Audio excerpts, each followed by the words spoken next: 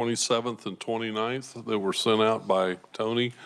Are there any additions or corrections to those minutes? Seeing none, a motion to approve? Mr. Chair, I move that we accept the minutes to the 27th and the 29th. Second. And seconded by Representative Essex. All those in favor say aye. Aye. All opposed? Motion carries. We're going to open a hearing on House Bill 2558. And to start us, we'll have Revisor Chris give us a summary of the bill.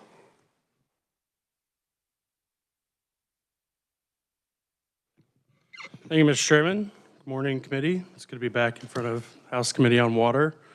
Been away for a couple of years, but so starting off, House Bill 2558 would increase the amount of monies transferred from the State General Fund to the State Water Plan Fund, and the amount of monies transferred from the State Water Plan Fund to the Water Technical Assistance Fund and the Water Projects Grant Fund. So beginning on Section 1, this amends KSA 82A-955, which is a statute that provides for certain additional SGF transfers to the State Water Plan Fund and corresponding transfers to the other funds I mentioned. Current law, after enactment of 2023 House Bill 2302, provides that $35 million would be transferred from the SGF to the State Water Plan Fund through fiscal year 2028. What the bill would do in subsection A would provide that on July 1, 2026, 2027, 28, 29, and 2030, so going through fiscal year 2031, the amount of the transfer from SGF to the State Water Plan Fund would be $60 million. And then additionally, in subsection B, we provide that on July 1 of each fiscal year, where an appropriation is made pursuant to subsection A, then $15,500,000 will be transferred from the State Water Plan Fund to the Water Technical Assistance Fund, and $22,500,000 will be transferred from the State Water Plan Fund to the Water Projects Grant Fund. And for both of those transfers, it's an increase of $10 million from current law, respectively, for those two. The bill would also amend subsection B2 to extend the abolishment date for the Water Technical Assistance Fund and the Water Projects Grant Fund. Currently, those were set to be abolished on July 1, 2028, with all liabilities and monies in those funds being transferred to the State Water Plan Fund. The bill would extend that date to July 1, 2031. Section 2 would amend 82A-956, which is a statute that establishes the Water Technical Assistance Fund. Current law in that statute provides that whenever the unencumbered balance of the Water Technical Assistance Fund exceeds $15,500,000, then the excess amount beyond that threshold may be recommended for appropriation by the Water Authority for the same purposes as the State Water Plan Fund. The bill, House Bill 2558, would increase that threshold amount to $36 million. Section 3 makes a pretty similar change for the Water Projects Grant Fund. The current threshold before the Water Authority could appropriate that, the same as any other State Water Plan Fund monies, is $35 million, and the bill would increase that to $50 million. Finally, the bill, if enacted, would take effect July 1, 2026, and I'd be happy to answer any questions. Are there any questions for Chris? Representative Essex. Thank you, Mr. Chair. How are you? Good. Good to have you in committee. I just wanted to clarify on Section 2, it says the unencumbered balance of the Water Technical Assistance Fund exceeds, you have 15 million, but you said 15.5. Yeah, I'm sorry, it is 15 million is the 15 million, okay. current threshold. That would be 36 million. Thank you. Change. Any further questions? Seeing none, thank you, Chris. And for the fiscal note, Heather? Thank you, Mr. Chair. aside from all the transfers and everything that Chris talked about for administrative costs, the Kansas Water Office, Department of Agriculture, and Department of Health and Environment indicate collectively that the enactment of the bill would not increase operational expenditures or immediately increase FTE positions. The additional funding would be expended for uses laid out in statute, but an exact determination of any funding split between the agencies cannot be estimated. The Water Office did indicate that enactment of the bill could require additional staff in future years to support and administer the enhanced grant fund appropriations, but anticipates that they could use existing state water plan fund resources. The division of the budget did note in the fiscal note that the FY 2027 Governor's Budget Report includes a transfer from the State General Fund to the State Water Plan Fund for fiscal year 2027 totaling $35 million, and transfers from the State Water Plan Fund to the Water Technical Assistance Fund, $5 million, and $12 million to the Water Projects Grants Fund. Any questions for Heather? Seeing none, we will proceed. Our first presentation today on in-person proponent will be Katie Miller with Kansas Municipal Utilities. Welcome, Katie.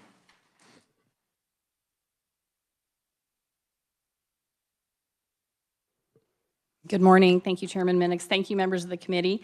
I'm pleased to be here today. My name is Katie Miller. I'm the Director of Water Services for Kansas Municipal Utilities, and I am proud to stand here in support of Bill 2558. Kansas Municipal Utilities is a membership organization, nonprofit based out of McPherson, but representing all publicly owned utilities across the state of Kansas. I've worked with water utilities for a better part of 25 years now, and I'm proud to get to testify on as a proponent of this bill, because actually sat as a regional advisory committee member many years ago, and even preceding that as a basin advisory committee member. And I looked back through my notes, and in 2019 I gave a presentation as a RAC member, and at that time spoke to the $76 million deficit already from lacking in general fund transfers at that time. And that was in 2019, looking back 2 decades previously, to address a shortfall in funding for water needs and across the state of Kansas. So KMU, we absolutely support this increase. The transfers align with the original intention of the funding transfers for the water plan. And this funding is critical to the communities and to the water resources in the state of Kansas. KMU has the opportunity to support many utilities across the state who are recipients and who utilize this funding for engineering services, as well as technical assistance and infrastructure project implementation. And so this is a needed step. We applaud you for hearing this bill, and we just appreciate the opportunity to support it. So I'd be more than happy to stand for questions. Any questions for Katie at this time? Seeing none, thank you very much. Thank you. Next, we have Aaron Perpelka from the Kansas Livestock Association.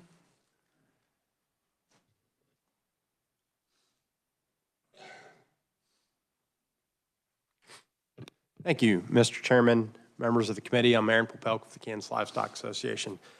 We're here to support 2558. A little bit of history going back to 2017.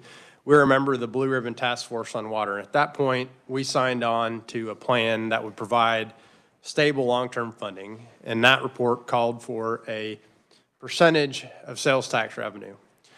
In 2023, with 2302, the House attempted to do that. We didn't get there, but in its place, we did some state general fund funding for the water plan, and we supported that then, and we're here to support it now. We think that 2302 has been successful. This bill builds on that success, and I want to touch briefly, I know others will talk about some of the other merits, but one of the things that are important in the livestock industry.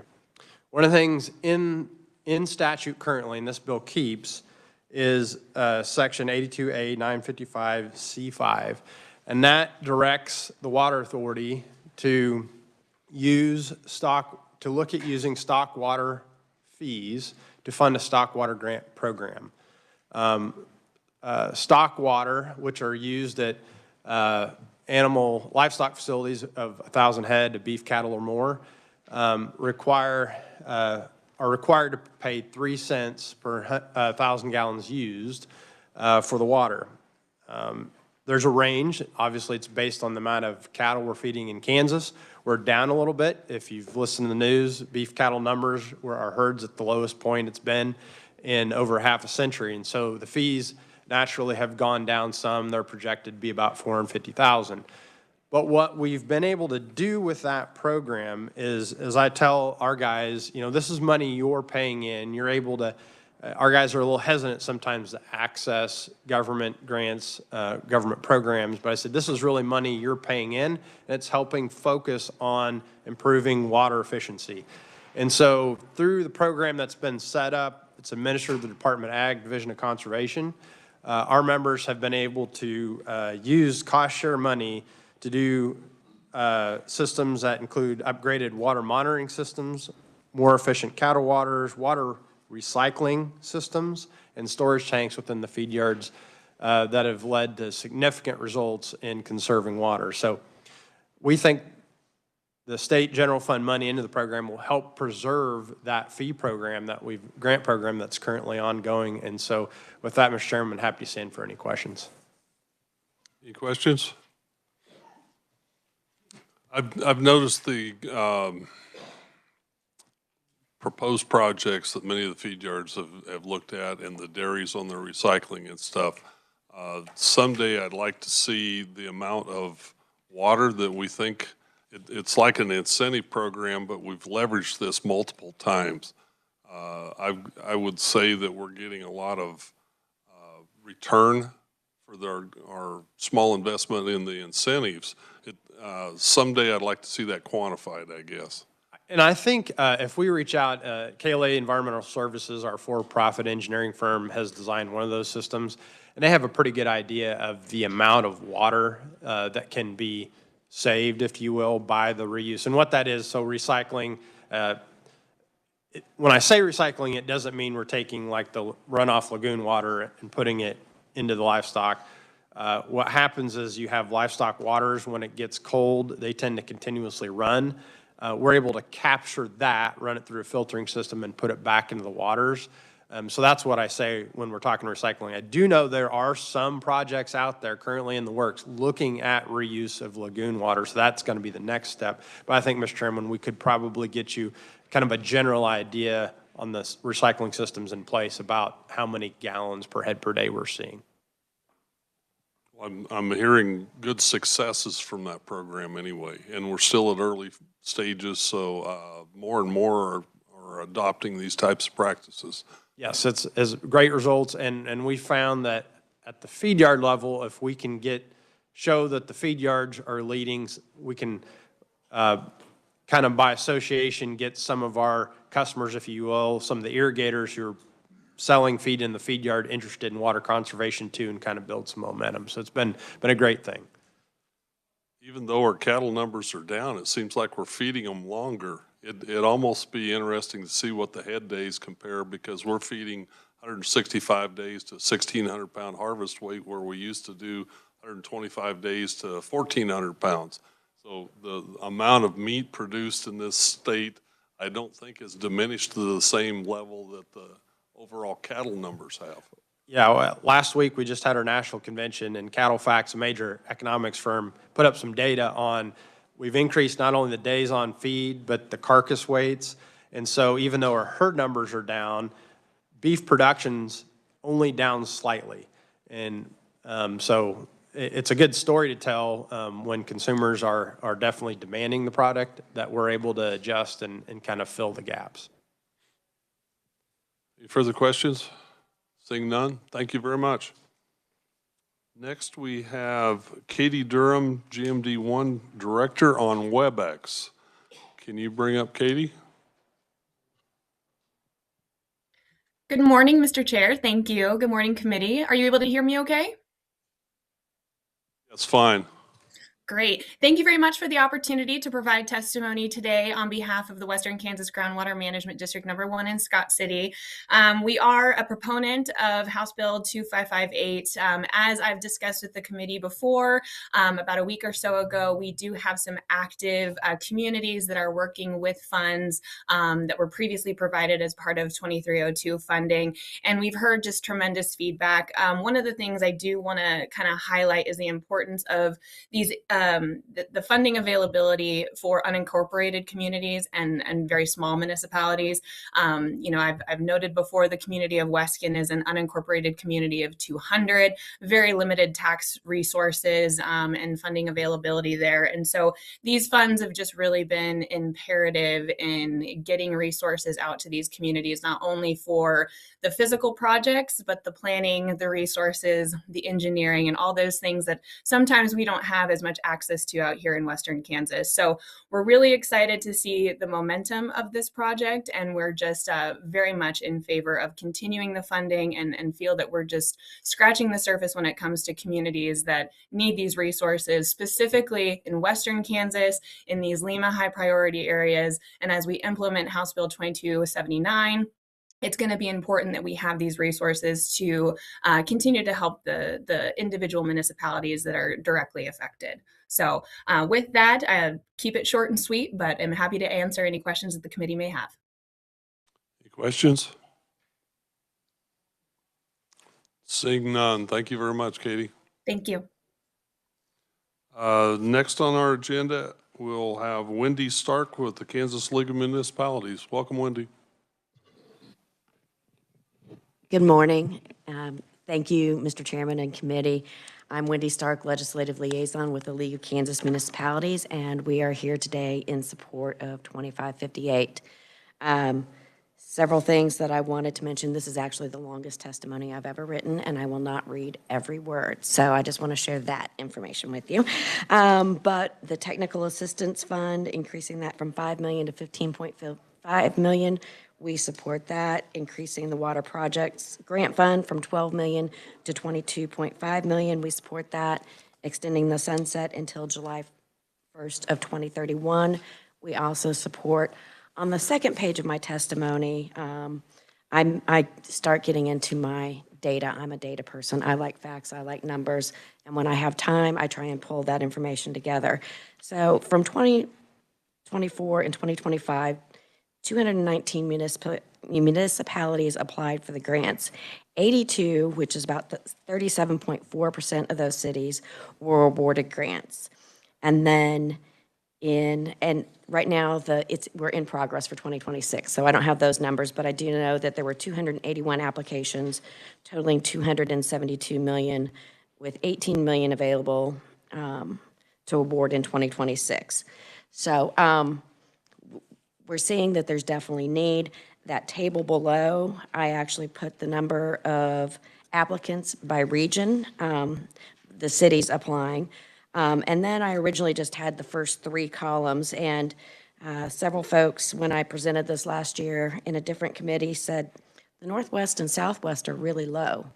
And I looked and I realized there are fewer cities in those areas, so I looked at based on the total number of cities, and actually in Northwest, 40.5% of the cities in that region applied for grants. In the Southwest, 33.3% of those cities applied for grants. And then on the following pages, I went ahead and listed every single city that applied in 2024. Actually, it's the next 5 pages. And I put the populations and the regions because I thought that was important for everyone to see where these applications are coming from. We can look at it on a map, but sometimes we look down and we're like, oh, there's my hometown. They applied. Or that city may be in my district. And then the final 2 pages actually show the cities that were awarded grants, if they applied in 2024, if they applied in 2025, and the amount awarded. So I just wanted to share all of that information with you just to show you that there is great need out there. Expanding this would be incredibly helpful. And it has made a big difference in those last 2 pages with those cities who have received grants. I also wanted to point out, I talked to several cities saying, please share your experience, please share some successes, or please share some of your needs. And I would like to share City of Humboldt, Cole Herder submitted written testimony, so please read that. He was telling me his story last week, and I asked him to submit testimony, and so that is there in your folder. And finally, I want to thank you for passing House Bill 2302. It has made a great difference, and I think House Bill 2558 would greatly enhance that, and we appreciate that, and happy to stand for any questions at any time. Any questions for Wendy? Representative Hellwig. Thank you, Mr. Chair. I appreciate it. So we're looking at increasing significantly the amount of SGF funds into the water fund here. How much do you think that will close the gap for the number of cities applying that have not received funding?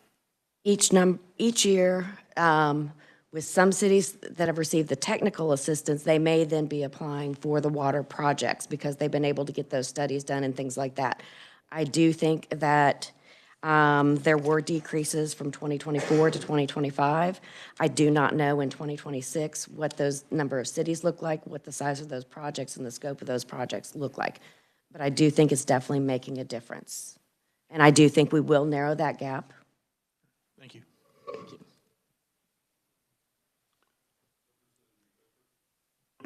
Thank you, Mr. Chair. Just a comment, those tables really are helpful. It really does show the distribution of the money and the projects. So thank you for taking the time. I'm sure it took a while.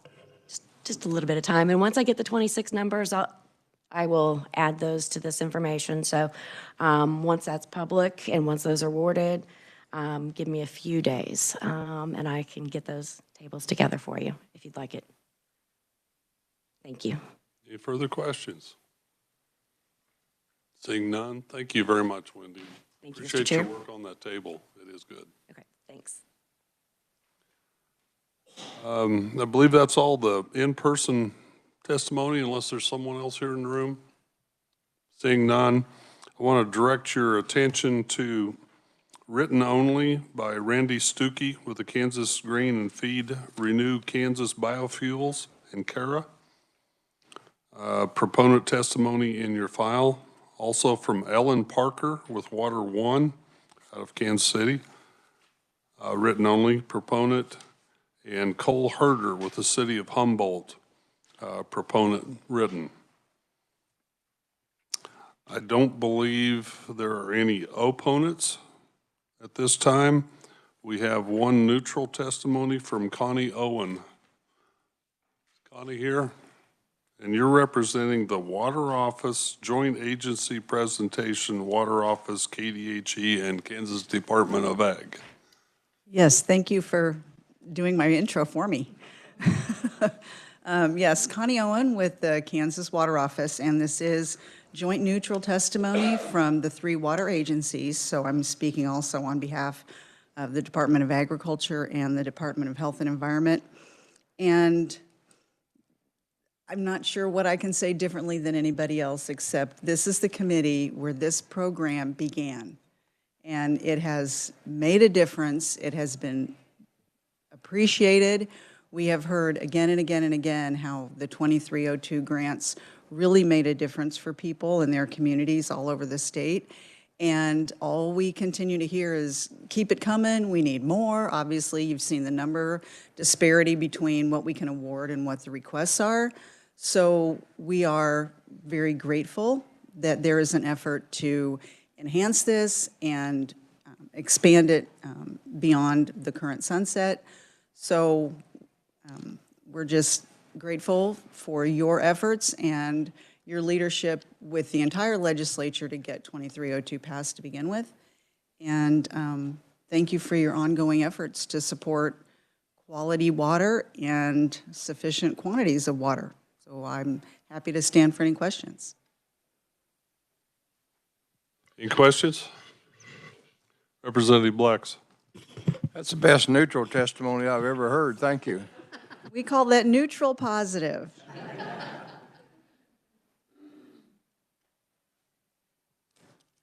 While I have you at the microphone, as an ex officio member of the Water Task Force, Yes, sir. would you give me your impression of how the Water Task Force would view this bill? Ooh, that it calls for extreme speculation, Mr. Chair. I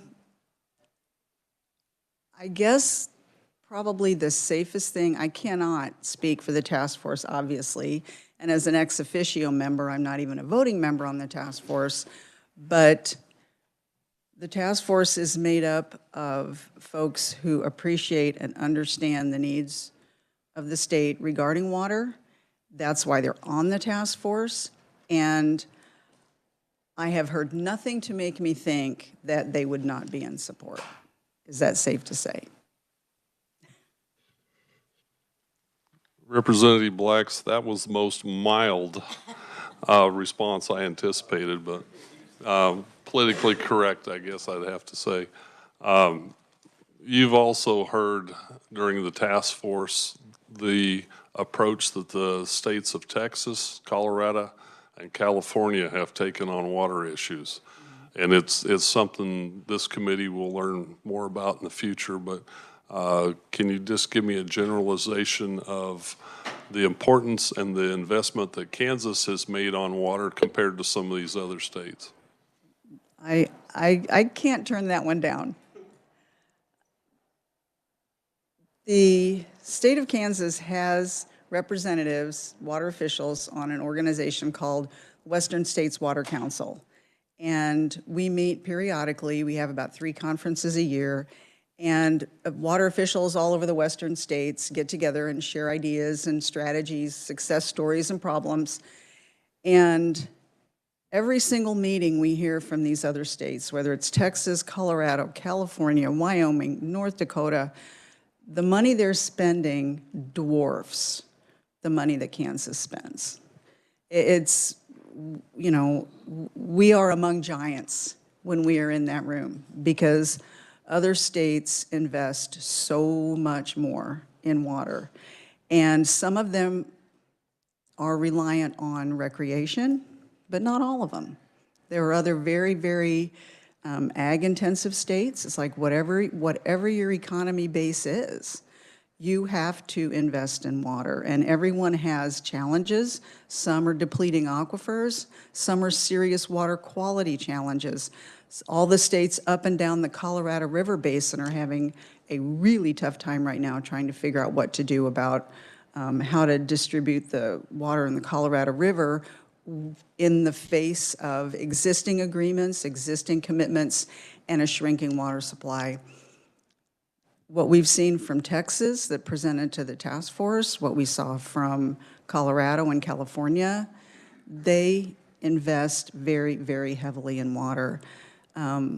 Some is more localized, some is more statewide, some, you know, they have revenue sources that we don't have, but it's just an order of magnitude different.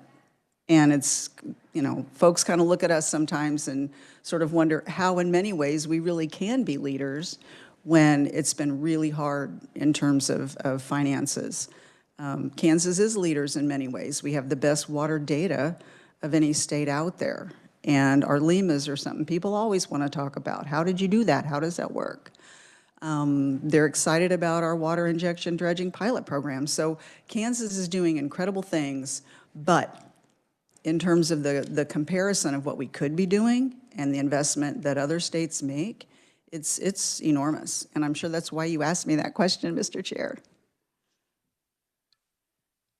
Just as an example, Texas bonds $20 billion and pays the interest on that on an annual basis for small municipals to take out loans on that at a very low interest rate to work on their water systems. You need a big calculator to figure the interest of 2-3% on $20 billion per year. Of course, they have a lot more population, a lot more land area, a lot more oil and gas than we have. But in looking at how other states handle things, I guess Kansas has done an amazing job with the amount of money that we've actually used on taxpayer funds for what we have accomplished. We've been extremely efficient.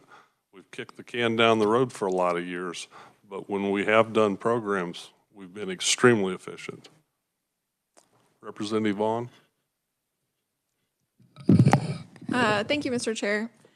It wasn't a question, but the chair asked me if I could maybe also comment on the task force's position. And I, like the speaker, don't want to presume to know what everyone on the task force thinks, but I just did want to highlight this is something we have heard about on the task force. I was talking with Tony. If I remember correctly, we received specific testimony from a woman named Christy Cruz, who's from Linwood, Kansas, who runs or has a business called Hometown Grants.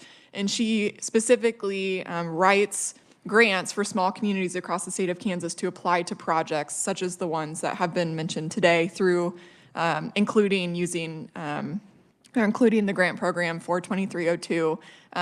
So I may ask research or the revisors if they would mind sharing Christie's testimony with the committee, because I was rereading and it specifically talks about the importance of 2302 and the need to expand it, which I think is very much in line with the bill we're hearing today. So we've definitely heard about this issue. I was trying to remember the number that Texas invests annually, and I was thinking $1 billion. So 20 billion was much higher than my memory, but I think it sounds correct. So I cannot speak for the task force, but it's a need that we continue to hear about, and the success of the program is something that we continue to hear about from local communities and people impacted by this. So I definitely think the program is successful and worth continuing.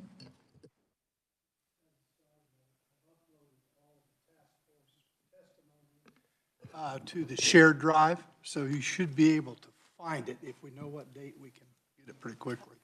Okay. Any more questions or comments? Representative Pishney. Thank you, Mr. Chair. And I know that we'll be getting other reports from the task force in the future, but Connie, the one phrase that you used, they have revenue sources that we don't have, and the chair has referenced the bonding revenue source. So can you just highlight, when you say other revenue sources, what some of those might be from your recollection? Well, one of them, the most obvious one, is in Texas, when they have a lot of oil and gas revenues from but then what do they do with that?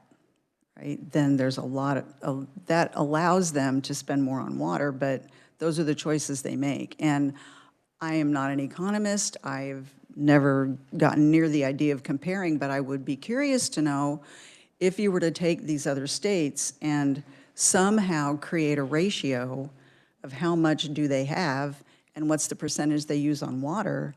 I think that would be an interesting comparison. I have not done that myself.